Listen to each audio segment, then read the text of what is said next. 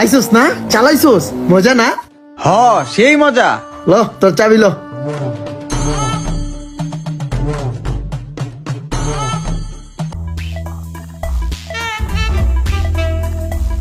কি রে মামা, কি করস?